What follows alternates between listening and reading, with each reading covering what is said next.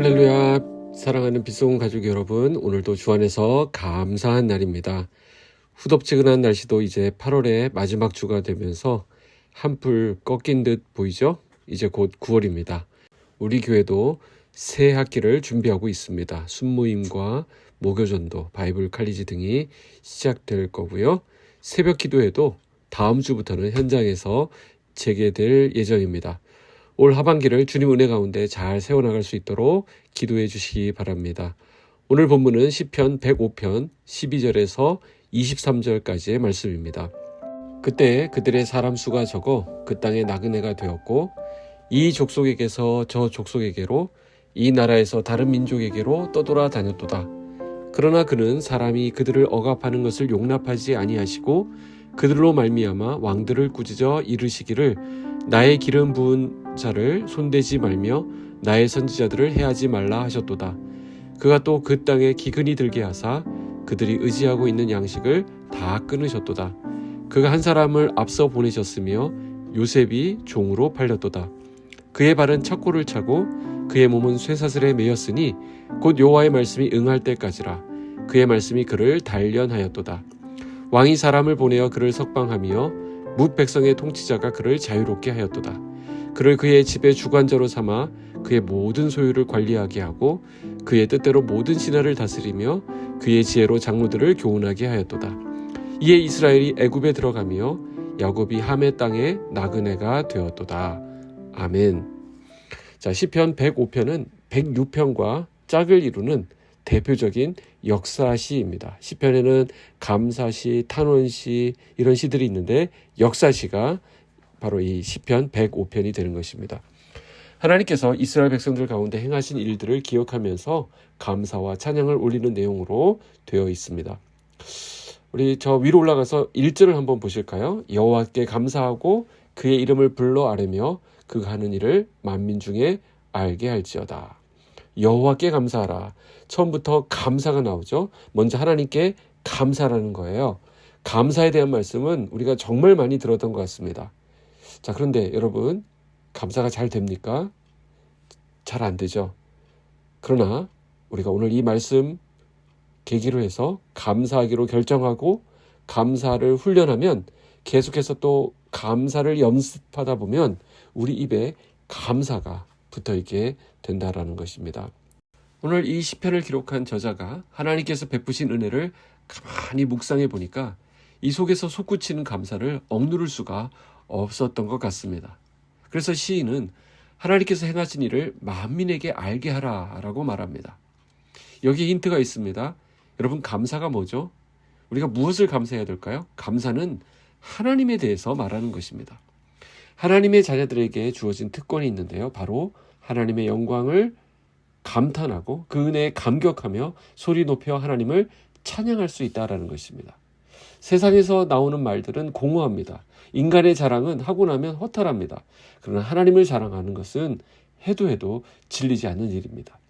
하나님을 떠올리면서 감사가 쏟아져 나옵니다. 이스라엘의 역사가 그렇죠. 하나님과 같이 행하신 분이 없으십니다. 노예였던 이스라엘 자손들을 가나안 땅까지 인도하신 분이 하나님 외에 또 누가 있겠습니까? 우리 신앙에도 보험이 있습니다. 자, 신앙의 보험을 들어야 되는데 신앙의 보험이 뭐죠? 이게 감사입니다. 감사는 그래서 미리 하라는 거예요. 선포하는 것이죠. 바울이 그렇게 말했습니다. 항상 기뻐하라, 쉬지 말고 기도하라, 범사에 감사하라. 이는 그리스도 예수 안에서 너희를 향하신 하나님의 뜻이니라. 자, 이건 무슨 의미일까요? 사람들은 하나님 앞에서 조건을 따집니다. 거래를 한다는 것이죠. 이거 들어주시면 제가 크게 한번 감사 올리겠습니다. 근데 만약 안 들어주면 어떻게 하겠다는 거죠? 감사 안 하겠다는 거잖아요.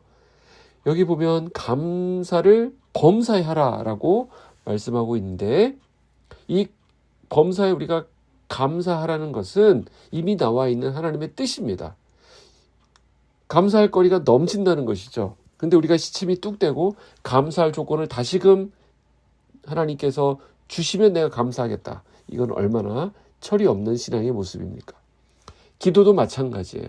우리가 기도 아무렇게나 하면 안 됩니다. 이미 명확하게 나와 있는 하나님의 뜻은 기도에서 물을 게 아니라 이것은 순종해야 될 문제입니다. 아내를 사랑할까요, 말까요? 남편을 사랑할까요, 미워할까요?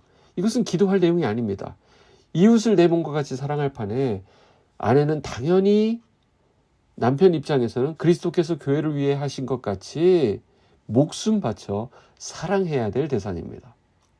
감사가 그렇죠? 감사할 거리 주시면 그 내용 검토한 후에 감사하겠습니다. 그런 게 아니고요. 이것은 범사에 하라는 것입니다. 다른 말로 하면 나에게 집중하지 말고 하나님께 집중하라는 것입니다. 나에게 집중하면 어떻게 됩니까?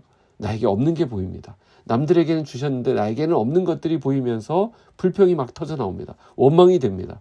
그러나 우리가 하나님께 집중하면 그분이 하신 일들이 우리 눈에 들어옵니다. 평소에 잘 생각하지 못했던 하나님의 역사가 나의 가슴에 담깁니다. 12절을 보실까요?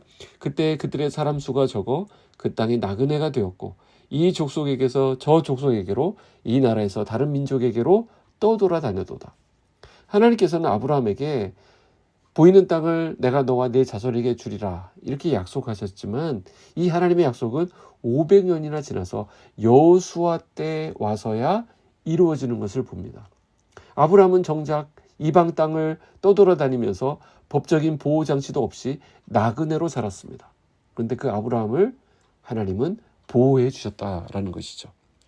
그래서 16절부터 23절까지에 보면 요셉의 이야기가 나오는데 즉 이스라엘 자손들이 애굽으로 가게 된 계기를 만들어준 사건에 대해서 증거하고 있습니다. 16절을 보실까요? 그가 또 그 땅에 기근이 들게 하사 그들이 의지하고 있는 양식을 다 끊으셨도다. 자, 여기 보면 이게 참 좋은 겁니까? 하나님이 기근이 들게 하셨다는 거예요. 그리고 양식을 다 끊어버리셨다는 것입니다. 이것은 7년 동안 흉년이 드는데 그것을 막지 않으셨다라는 의미죠. 중요한 건 뭡니까? 그 기근조차도 하나님의 다스림 안에 있었다라는 것입니다.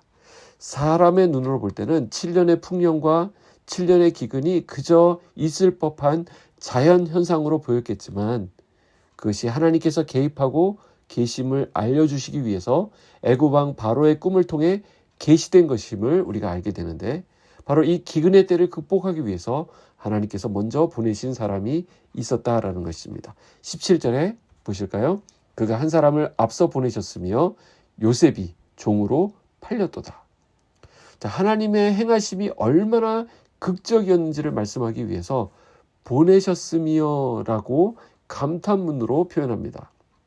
자, 요셉 입장에서 생각해 볼까요? 요셉은 노예로 팔린 것입니다. 형들에 의해서 비참한 인생으로 떨어져 버린 것이죠. 요셉의 인생에서 그때만큼 절망스럽고 낙심이 되는 때도 없었을 것입니다. 인생 가장 밑바닥으로 떨어진 듯한 때가 바로 노예로 팔렸을 때입니다. 그러나 하나님 입장에서는 뭐라고 말씀하시죠? 어떻게 해석하십니까? 요셉을 그리로 보내신 거라고 말씀하고 있습니다. 자, 표면적으로는 형들이 요셉을 미워해서 팔았습니다. 그러나 실상은 하나님께서 요셉에게 사명을 지우셔서 파견하셨던 것이라는 것입니다. 처음에는 요셉 자신도 이해하지 못했습니다. 그래서 그의 신분이 종이었습니다. 요셉을 애굽으로 먼저 가게 한 일의 주어는 요셉 자신도 아니었고 그의 형들도 아니었고 바로 하나님이셨습니다. 오늘 우리가 겪고 있는 어려움은 사실상 하나님께서 겪게 하시는 일입니다. 우리는 참 견디기 어려운 고통일지 모르지만 그것이 결국 하나님의 뜻 안에서 어떻게 이루어질지 우리는 잘 알지 못합니다. 그러나 하나님은 그 모든 일이 합력하여 선을 이루도록 하시는 분이라는 것이죠. 18절 19절입니다. 그의 발은 착고를 차고 그의 몸은 쇠사슬에 매였으니 곧 여호와의 말씀이 응할 때까지라. 그의 말씀이 그를 단련하여도다. 아시는 바와 같이 요셉은 보디발 장군의 집에서 성실하게 삶을 살았습니다. 하지만 그 결과는 어떻습니까? 그 부인 보디발의 아내로 말미암아 모함을 받아서 감옥에 갇히게 되었습니다. 그의 발에는 착고가 차여 있었습니다. 착고를 채우게 되면 발을 움직일 수가 없는 것이죠. 정말 괴로웠을 것입니다. 뿐만 아니라 그의 몸은 쇠사슬에 매여 있었습니다.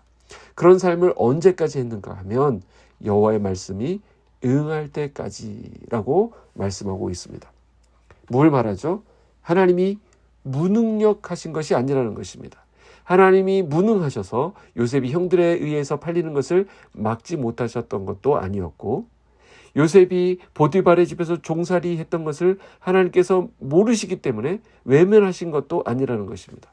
하나님이 요셉을 포기했기 때문에 억울하게 옥살이하는 것을 그냥 내버려 두신 것이 아니라 이 요셉을 통해서 하나님께서 이루기를 원하셨던 말씀이 있었다라는 것입니다.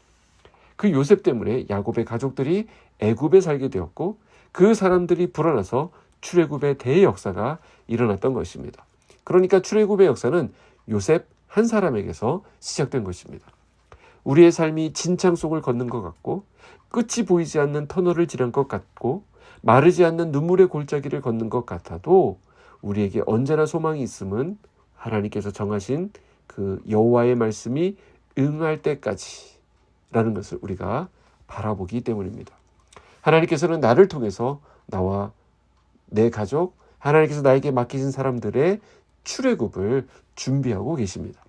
하나님께서 허락하신 오늘의 상황이 요셉이 있었던 보디발의 감옥과 같을지라도 우리에게 소망이 있는 것은 하나님의 말씀이 그 자리에 있는 나를 단련시키시고 계시기 때문입니다. 그리고 그 낮은 자리까지 하나님은 찾아와 주셔서 우리의 참 하나님이 되어주신다라는 것입니다. 오늘도 우리에게 임한 하나님의 이 말씀으로 인하여 오늘 하루 분량만큼 단련되고 성숙해지는 저와 여러분의 한 날 되시기를 주님의 이름으로 축복합니다. 기도하겠습니다. 하나님 아버지 감사합니다. 우리의 삶에 개입하셔서 선한 길로 인도하시는 하나님을 찬양합니다. 요셉이 형들에게 미움을 받아 애굽으로 팔려간 것으로 보이지만 실상은 하나님께서 그를 먼저 보내셨다라는 사실을 확인합니다. 우리의 삶이 요셉이 겪었던 종살이와 같고 옥살이와 같이 여겨질지라도 그것은 하나님께서 우리를 외면하셨기 때문이 아님을 깊이 새기게 하여 주시옵소서. 오늘도 하나님께서 심어주신 삶의 자리에서 하나님의 말씀에 의해 단련받는 삶을 살아가게 하시고 하나님의 말씀이 응할 때까지 우리도 순종의 삶을 살아가게 하여 주시옵소서.